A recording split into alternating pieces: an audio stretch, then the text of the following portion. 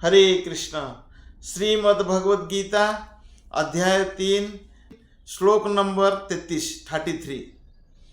सदृशं चेष्टते स्वस्याः प्रकृतिर्ज्ञानवानपि प्रकृतिं यान्ति भूतानि निग्रह किम करिष्यति।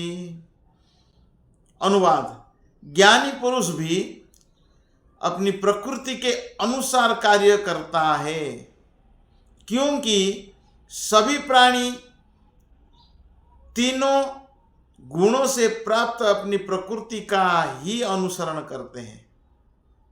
भला दमन से क्या हो सकता है?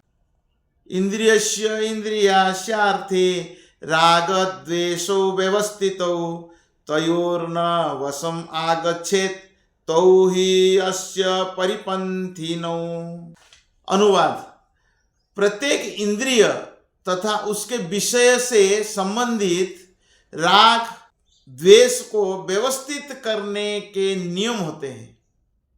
मनुष्य को ऐसे राग तथा द्वेष के वशीभूत नहीं होना चाहिए, क्योंकि ये आत्म साक्षात्कार के मार्ग में अवरोधक है।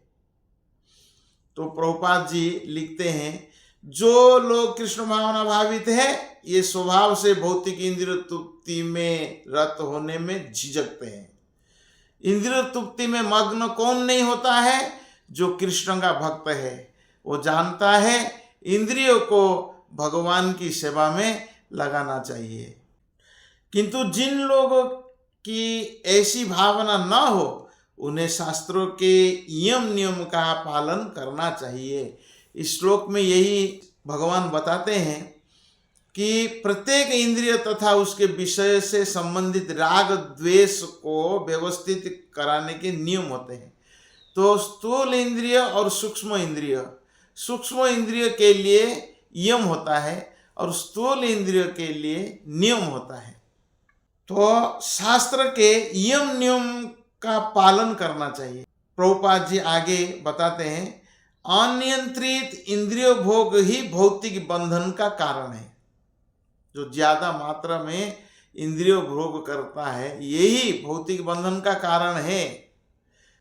जैसे अग्नि में घी का आहुति देंगे तो ज्यादा से ज्यादा प्रज्वलित होता है, उसी प्रकार इंद्रिय भोग ज्यादा करते हैं तो इंद्रिय भोग की लालसा और बढ़ जाता है।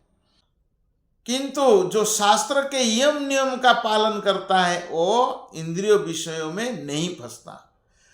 उदाहरणतः यौन सुख बद्ध जीव के लिए आवश्यक है। विवाह संबंध के अंतर्गत यौन सुख की छूट दी जाती है। ब्रह्मचारी, सन्यासी, वानप्रस्थ के लिए छूट नहीं है। जो गृहस्थ है, जो मैरिड लाइफ में है, जो विवाह कर लिया है, उसके लिए छूट है केवल उसको पत्नी के साथ। शास्त्र के अनुसार मातृवत परदारेषु, शास्त्रीय के आदेश के अनुसार अपनी पत्नी के अतिरिक्त अन्य किसी स्त्री के साथ यौन संबंध वर्जित है। अन्य सभी स्त्रियों को अपनी माता मानना चाहिए। किंतु इन आदेशों के होते हुए भी मनुष्य अन्य स्त्रियों के साथ यौन संबंध स्थापित करना चाहता है। इन प्रवृत्तियों को दमित करना होगा, अन्यथा वे आत्म साक्षात्कार के मार्ग में बाधक होगी।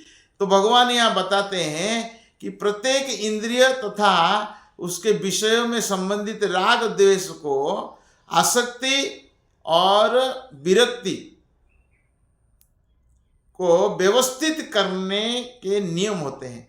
तो मनुष्य को ऐसे राग तथा द्वेष के वशीभूत नहीं होना चाहिए, दमित नहीं कर सकते हैं और इंद्रियों को भगवान की सेवा में लगा सकते हैं। डायबिटीज है तो उसे नियम लगाना चाहिए। क्या है? मीठा नहीं खाना होगा। बदले में मेडिसिन लेना होता है, डायबिटीज का मेडिसिन। तो डायबिटीज कंट्रोल रहता है, तो धीरे धीरे हमारा मीठा के प्रति भी आसक्ति कम हो जाता है। क्यों? ना हम नियम लगाया है कि मीठा नहीं खाना है।